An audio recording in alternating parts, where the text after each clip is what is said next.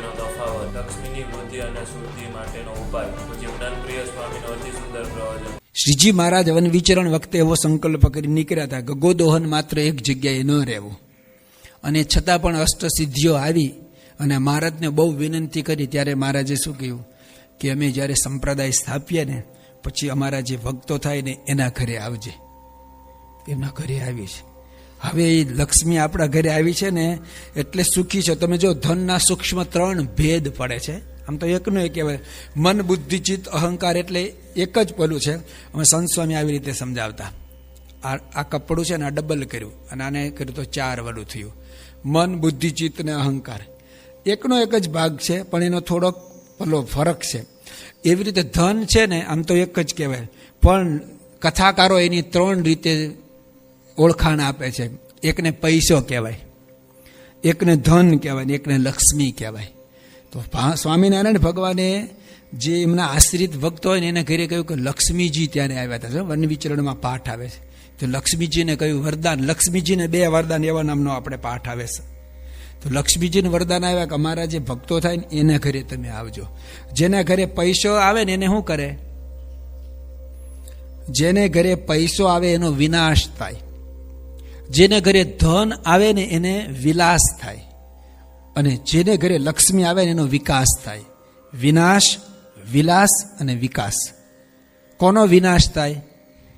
પૈસો જેને ઘરે આવે ને એને તમે જોજો બાહ્ય રીતે આમ લાગે ચાકમચોળ છે ને બધું ખૂબ, પણ એનો બધી રીતે વિનાશ થાય. એ આધ્યાત્મિક માર્ગે આગળ ચાલી શકે નહીં. એની પાસે ગમે તેટલું હોય, બાજુમાં ગમે તેવો દુખીઓ હોય, પણ એનાથી એને આપી શકાય નહીં, કારણ કે એનો વિકાસ કે પેલું થવાનું લખાયેલું જ નથી. એની આગળ પૈસો છે તે વિનાશ કરે. જેની આગળ ધન આવે ને વિલાસ, 5 સ્ટાર ને 7 સ્ટારમાં જાય ને બીજું ને ત્રીજું ને એ ભૂસું ભજીયા ખાય ને એ વિલાસ કરે, ભોગ વિલાસમાં જાય એનું. અને જેને ઘરે લક્ષ્મીજી આવ્યા હોય તો એ જ એનો વિકાસ થાય, આધ્યાત્મિક પણ વિકાસ થાય, એ પુણ્યદાન વગેરે પણ સત્કર્મ પણ કરી શકે. તો આ બધું જ ભગવાને આપેલું છે. આપણે ત્યાં એવા કેટલાય પ્રસંગો જોયા છે કે જે જગ્યાએ સ્વામિનારાયણ ભગવાન રહેતા એ દાદા ખાચર, કેવું તન મન ધન બધું જ ભગવાનને ન્યોછાવર કરી દીધું. સંતો 5-15 દિવસ અમુક સેન્ટરમાં આવ્યા ને પછી આપણા ઘરે જમવા આવે ને તો આપણને સારું લાગે. પધરામણી આવે થતા સારું લાગે, જમવા આવે તો કદાચ આપણી ઈચ્છા પ્રમાણે ઓર સારું. પણ જમવા આવે એમ કે અહીંયા જ રહેશું, અઠ્ઠે દ્વારકા તો સારું લાગે. તો આ અર્પણની વાત છે કે આપણા સંપ્રદાયની અંદર તો ભગવાનને શરમ આવે ને એવું લોકોએ આપ્યું, એટલું આપ્યું. એમ ભગવાન શરમાઈ જાય, ના પાડી દે કે ના મારે નથી જોતું. તો કહેવાનું શું છે, આ બધું ભગવાનનું આપેલું છે. અને એને જ્યારે જરૂર પડે અને આપવાનું થાય ને ત્યારે સમજવું કે મારું દારિદ્ર્ય દૂર કરવા માટે મારી પાસે માગે છે. મારું લેવા માટે માગતા નથી, પણ મને દેવા માટે માગે છે. આપણા ઘરની ઉપર બેંક હોય, આપણી બાજુમાંથી નર્મદા નદીનો પાણીનો મોટો પાઇપ જતો હોય, અથવા તો આપણા ઘરની ઉપરથી જ ઇલેક્ટ્રિકનો બહુ જ મોટો કરંટ જતો હોય, પણ આપણા ઉપર બેંક હોય કે નીચે પણ બેંક હોય, આપણી બાજુમાંથી ઇલેક્ટ્રિકનો પાવર જતો હોય તોય આપણે અંધારામાં હોઈએ. કારણ જો એનો કરંટ લીધો ન હોય, બેંકમાં ખાતું ખોલાવ્યું ન હોય, નર્મદા નદીનો પાઇપ જતો હોય પણ એમાંથી કનેક્શન ન લીધું હોય તો આપણને કંઈ કશું મળે નહીં. એમ ભગવાનને પણ જ્યારે જરૂર હોય એ માગે અને એ ટાઈમે આપણે ન આપીએ, કનેક્શન જોડેલું ન હોય તો આપણને મળે નહીં. દાદા ખાચર, પછી ગોરધનભાઈ, પર્વતભાઈ, રાજાભાઈ, કેટલા સંપ્રદાયની અંદર દ્રષ્ટાંત છે. દુબળી ભટ્ટની તો જે બોલાવી દીધી મહારાજે કે બસ 13 દોકડા આપ્યા એટલે, પણ 13 નહીં પણ એને એનું સર્વસ્વ આપ્યું છે. એવા તો સંપ્રદાયની અંદર કેટલા પ્રસંગ વિકટ પરિસ્થિતિની અંદર આવે. આશાભાઈનું નામ, મોટા સ્વામીનું નામ આપણે સૌ જાણીએ. મોટા સ્વામીનો કેવો વિકટ પ્રસંગ હતો. બધું જ ઘરની ઘરવખરી, ઘર સામાન બધું જ બળી જાય છે. શાસ્ત્રીજી મહારાજ 1 કિલોમીટર દૂર છે. શાસ્ત્રીજી મહારાજ એટલે કોણ? ભગવાનનું સાક્ષાત સ્વરૂપ. શાસ્ત્રીજી મહારાજ એટલે સમર્થ, જે ધારે એ કરી શકે. શાસ્ત્રીજી મહારાજ સારંગપુરમાં હોય ને તો એ આગ આમ કરીને ઓલવી શકે. એવી તો કેટલાયનું પાછું ઓલવું છે કેટલાયના એવા કામ કરેલા છે. એ શાસ્ત્રીજી મહારાજ 1 કિલોમીટર દૂર, એટલે કે આના ત્યાં જે હળગે છે ને એનો ઓલો જે ધુમાડો એ જોવે એટલે જ દૂર છે, તોય નજીક આવતા જ નથી. અને બધું હળગી ગયું ને પછી આવ્યા તો કે અમારે તો સારંગપુર મંદિર માટે મૂર્તિના પૈસાની જરૂર હતી. એવું નથી કહેતા કે બહુ ખોટું થયું ને તમારું બધું હળગી ગયું, કાંઈ નહીં. પોતાના દુઃખની જ વાત શરૂ કરી કે સારંગપુર મંદિરની પ્રતિષ્ઠા મૂર્તિઓના પૈસાની જરૂર હતી ને તમારું તો હવે ભારે થઈ, અમને કોણ આપશે? અને આશાભાઈ કે સ્વામી અમારા ઘર બળી ગયા છે, અમારી ઘર વખરી બળી ગઈ, અમારી આબરૂ નથી બળી ગઈ, તમારે શું જોવે છે બોલો? સ્વામી કે અમારે એટલા પૈસા જોઈએ, બજારમાં જઈને લઈ આવી આપે છે. અને તમે જુઓ શાસ્ત્રીમાં જઈને શું કર્યું. પણ લીમડીના રામજી દાદા અહીં ખભે ગાહડી મૂકીને કપડાને વેચે ને, જૂના જમાનામાં વેચતા હતા.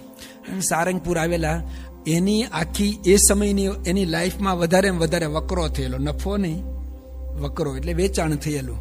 સારંગપુરમાં આવ્યા, શાસ્ત્રી મંદિરનું કામ કરતા હતા. અને પછી પૂછ્યું કે ભાઈ શું છે? તો કે આટલું. તો કે મંદિર થાય છે ને એમાં નોંધાવો. તો કે સારું. એટલે એ વખતે તો 5, 15, 25 રૂપિયાને એવું નોંધાવાનું હોય. મારા ખ્યાલ પ્રમાણે 36 કે 38 રૂપિયા કે એવું કાંઈ એની પાસે હતું. શાસ્ત્રીમાં કે આપી દો. 1 સેકન્ડ માટે તેને એમ થયું બધું આપી દેવાનું. પણ હવે શાસ્ત્રીજીમાં સામેથી માગ્યું, અંતર્યામી પણ એટલું જાણીને માગ્યું છે ને આપી દીધું.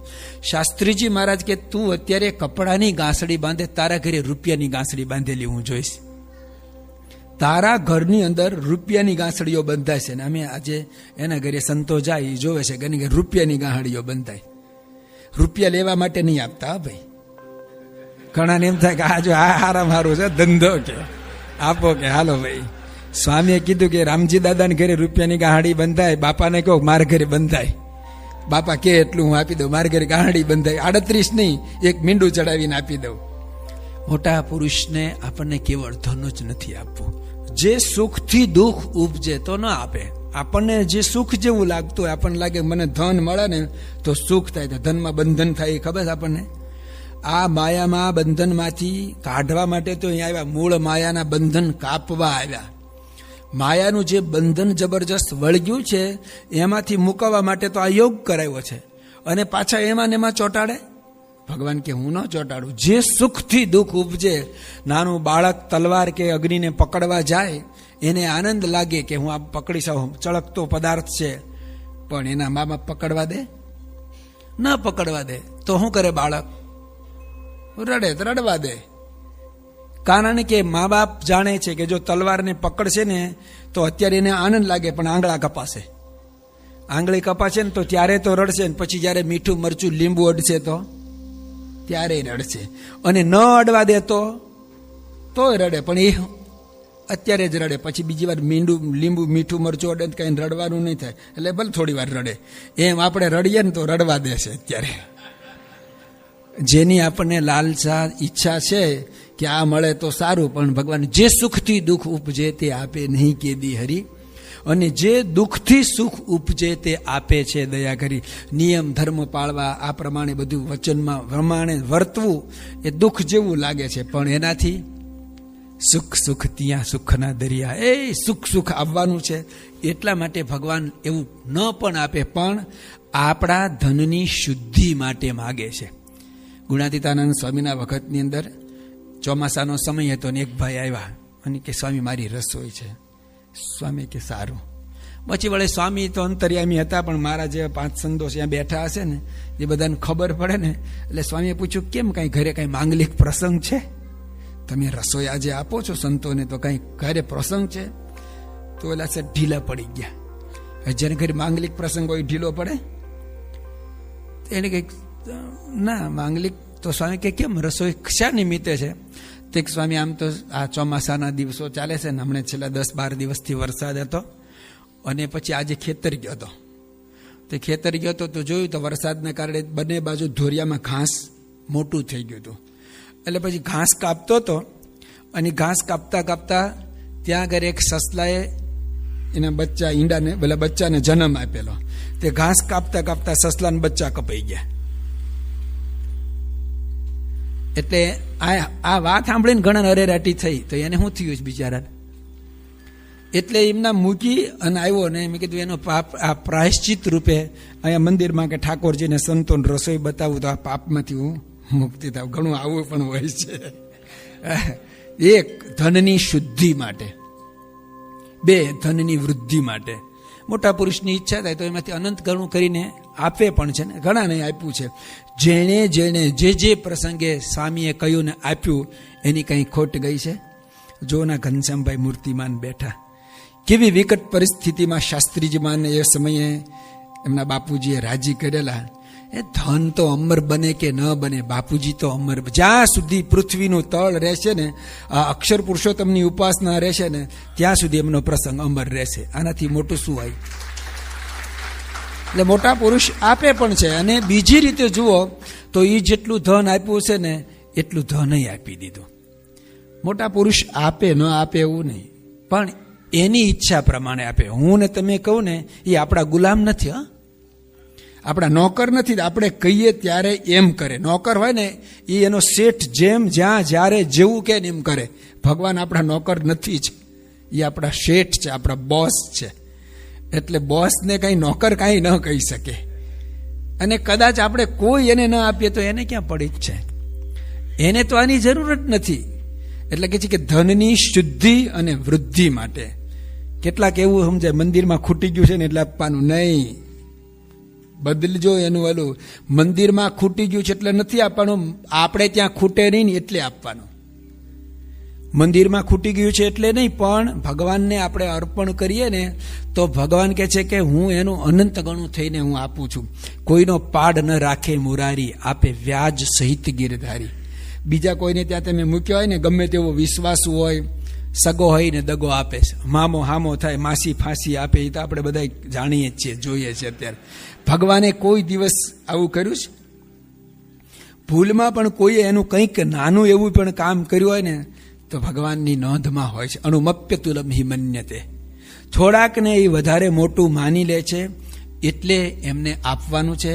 તો તન ધન, જેને પણ ધન હોય અને જરૂર હોય ત્યારે, આમ તો એ માગતા નથી. તમે જુઓ ને, માગે ને કેટલીક વાર તો આપણે સામેથી આપવા જઈએ ને. મેં તો જોયું છે, યોગી શતાબ્દીમાં સ્વામીશ્રી 18 દિવસ મુંબઈ રહેલા અને બાપાએ જ આયોજન કરેલું કે આપણે મુંબઈ રહીએ, દરરોજ એક પરાના હરિભક્તો આવે. યોગીજી મહારાજની શતાબ્દી ચાલે છે તો આપણે લખણી કરવાની છે. સારું.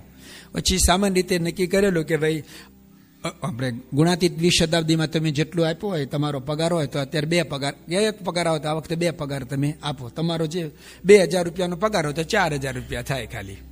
મોટું હોય ને મોટું જે હોય તે, પણ કાંઈ ત્યાં એટલું મોટું હોય નહીં. આટલી નાની નાની વાલી હતી. કેટલાક સામાન્ય માણસ આવે અને કે સ્વામી મારે 11000 રૂપિયા આપો. સ્વામી કે નહીં, તારા 11000 નહીં. તો સ્વામીની આંખમાં આંસુ આવતા મેં જોયા. લો, ના પાડે એને સમજાવે કે નહીં તારા. એટલે કે લેવા માટે નથી બેઠા. એને એવું નથી કે બસ આડે જોડ જોડીને બધું કરો ભેગું. અને કદાચ આપણું કંઈક લીધું હોય તોય તમે જુઓ, સ્વામીજી જે જૂના સત્સંગી કાકા કે હું 88 વર્ષનો, 10 વર્ષ શાસ્ત્રીમાં જ ભેગા રહ્યા, 20 વર્ષ યોગી બાપા ભેગા, અને આટલા વર્ષથી પ્રમુખ સ્વામી મહારાજ સાથે. પ્રમુખ સ્વામી મહારાજ જે દિવસે સંસ્થામાં સાધુ બન્યા એ દિવસે એના શરીર ઉપર જેવા કપડાં કે જે હતું એમાં કાંઈ વધારો કર્યો છે? એમાં કાંઈ નવા ઘરેણાં પહેર્યા એને શરીર ઉપર? કાંઈ નવી ઘડિયાળ રોલેક્સ બોલેક્સ નાખી અંદર? કશું એને ફેરફાર કર્યો? જે ગાડીમાં બાપા બેસે ને એ તો અહીંના તમારા લંડન યોગ મંડળે આપેલી છે, એના નામની જ છે, બાપાના નામની, સંસ્થાના નામની નથી. એટલે હજી એ છે ને, જો સંસ્થાન નામની કરે ને તો ત્યાં ત્યાં રહી શકે. અત્યારે તો કંઈક વર્ષે 2 વર્ષે શું કંઈક હોય છે નહીં, પાછી મોકલવી પડે. એલું એનું કંઈક પેલું શું કર મને ખબર નહીં પડે, પણ કંઈક પેલું તમારે ગાડીએ લાવ્યા હોય ને તો પાછી એની કરી મોકલવી પડે. એનો ખર્ચો થાય. સ્વામી કે ભલે થાય, મારે ગાડી નથી જોતી. તો આ બધા યુવકો જે કે બાપા અમે ગાડી ફેરવી છે, તમે આ ફેરવો જરા, તમારા શું કહેવાય ટ્રાવેલિંગમાં અનુકૂળ રહે, ફલાણું ઠીકું. અતિ આગ્રહ કર્યો ને એ વખતે તો સંત સ્વામી જેવા મોટા સંતો હતા, એને બહુ કહ્યું એટલે એમણે રાખી. એમણે કંઈ વસ્તુ આવી હોય એમાંથી એમણે પોતાના માટે કશું જ કાંઈ ઉપયોગ કર્યો નથી. કોણ નથી જાણતું એમનો સળીનો પ્રસંગ? આ ભોગભૂમિની અંદર 77નો જ પ્રસંગ છે. બાપા બપોરે જમી રહ્યા અને સંતે દાંત ખોતરવાની સળી આપી, નીચે પડી ગઈ. સંતે બીજી આપી. અહીંયા નીચે પડેલી વસ્તુ તમે વાપરો છો કાંઈ? યુઝ એન્ડ થ્રોના જમાનામાં સંત પણ અહીંના જ હતા. અમારા અક્ષર પુરુષ સ્વામી પરદેશના જ સંત. એને બીજી સળી આપી. સ્વામી કે ની પેલી લાવ. કે બાપા એ તો નીચે પડી ગઈ. સ્વામી કે ધોઈને લાવ. આ પ્રસંગ સાવ નાનો છે, આપણે બધાની આંખ ખોલી નાખે, આઈ ઓપનર છે. આપણને અંતરદ્રષ્ટિ કરાવે છે કે આ એ પુરુષ છે કે જે એક સળી જેવો સામાન્ય પદાર્થ પણ ખોટો વાપરતા નથી. જનક રાજાએ એના ગુરુ અષ્ટાવક્રને કહેલું કે હું તમને મન અર્પણ કરું છું. કે સારું. થોડી વાર કથામાં બેઠા ને પછી ઊભા થયા. અષ્ટાવક્રએ પૂછ્યું ક્યાં જાવ છો? કે જરા રાજ કે હમણાં અર્પણ કર્યું હતું. એટલે એ તો બહુ અઘરું સૂક્ષ્મ છે. પણ આ બે વસ્તુ જો આપણે અર્પણ કરી દઈએ ને, તન અર્પણ કરી દઈએ ને, તો એ મન એની પાછળ ઢસડાય એવું છે. મનથી મોટા પુરુષને મન અર્પણ કરી અને જ્યાં જ્યાં મોટા પુરુષ જાય ત્યાં આપણું મન જાય. સવારથી સાંજ સુધીમાં એની સ્મૃતિ કરે, એને યાદ કરે, એનું ભજન કરે, એનું સ્મરણ કરે.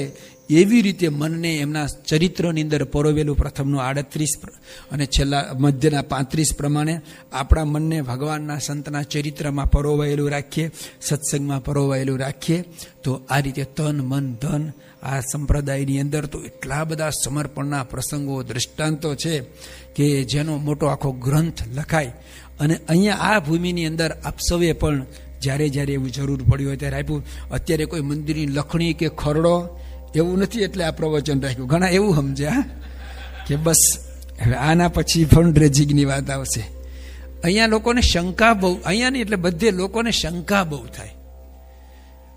સંશય આત્મા વિનશ્યતિ, એમાં શંકા શું કરવાની હોય? ફંડ રેઝિંગ કહે કે ભાઈ સંતોને ધોતિયા, રસોઈ, હિંડોળા, ફલાણું, તો કે અહીંયા ફંડ રેઝિંગ કરવાનું, તો આમાં શું રેઝિંગ કર્યું કહો? આમાં કોના ખિસ્સામાં આજકી લીધું? એ કોઈએ આપ્યું હોય એની વાત કરે ને કોઈને પ્રેરણા મળે તો એની શુદ્ધિ વૃદ્ધિ થાય. 5-10 જણા નવા આવ્યા તેને બિચારાને ખબર ન હોય, એને આવું કંઈ આપવું હોય એને ન ખબર હોય, તો કોકની વાત અહીંયા કરે તેમાંથી પ્રેરણા મળે. તો એ કંઈ બીજા બધાને છેતરવા માટે નથી હોતું. આપણું તો હું તો કહું છું કે કોક જાણે અજાણે લઈ લે ને. પ્રસંગ તમે સાંભળ્યો હશે, શ્રીજી મહારાજ ગઢડામાં મંદિર બંધાવતા હતા. અને પછી મંદિર બંધાવતા તો મારે જ કીધું કે આમાં કોઈ પણ પ્રકારની સેવા કરશે ને તો અમે એને અક્ષરધામમાં લઈ જશું. અને પછી અક્ષરાનંદ સ્વામીની વાતોમાંથી એવું આવે છે, એક ચોર હતો ને, એ ચોરે જાણી જોઈને મંદિરના પાયામાં પથ્થરો નાખ્યો. પાયા ગાળતા અને એમાં પથ્થર નાખ્યો કે ભગવાન આવું કહે છે ને કે ભાઈ હું જેને મંદિર કરે ને એમાં આવું સેવા કરે તો એને લેવા આવીશ, જોઈએ મને કેવા લેવા આવે છે. અને ખરેખર એનું મૃત્યુ થયું ને ભગવાન એને પથ્થરનું દર્શન આપે છે. તું વાત કરતો લે તો ભગવાન સમર્થ છે એમ કે આપણે આખી જિંદગી ચોરી કરો ને પછી એક પથ્થરો નાખી આવજો તો ભગવાન પથ્થરો લઈને આવે.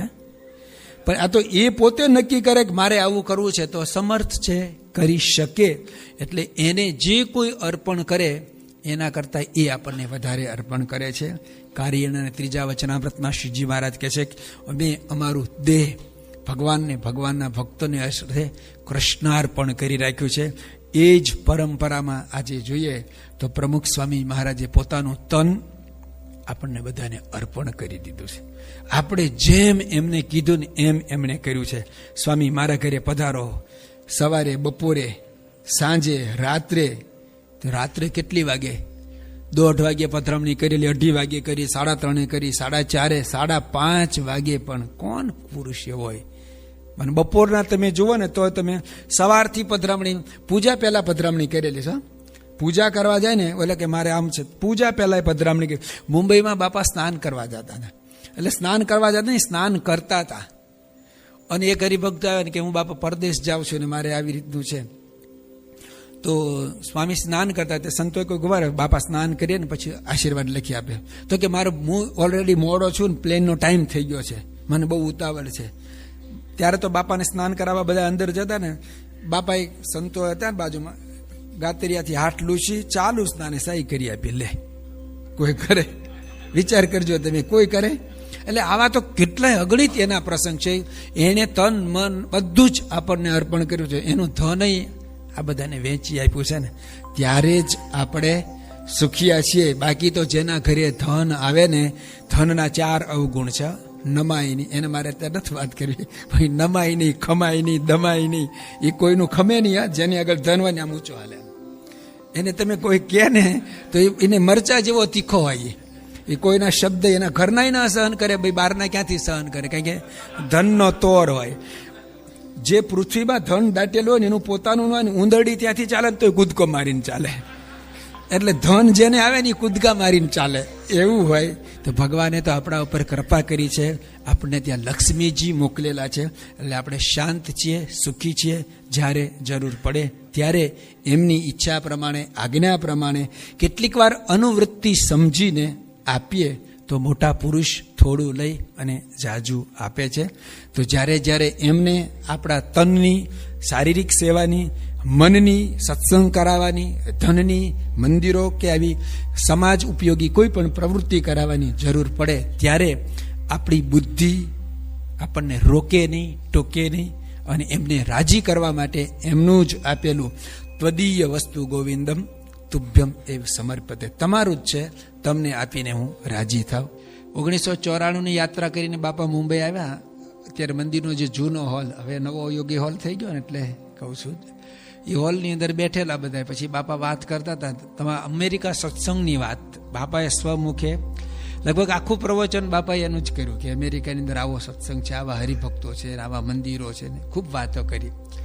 પછી બાપાએ એમાંથી એમને શું ઈચ્છા થઈ, બાપા કે અમે 2 હરિભક્તોને સાથે લાવ્યા, તમને બતાવીએ.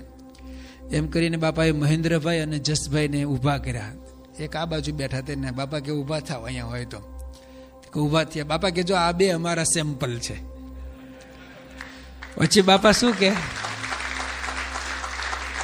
પછી બાપા કે આપણા ભારતની અંદર કેવું છે કે સેમ્પલ હોય ને એ જુદું, પછી માલ ખોટો ફટકાડે.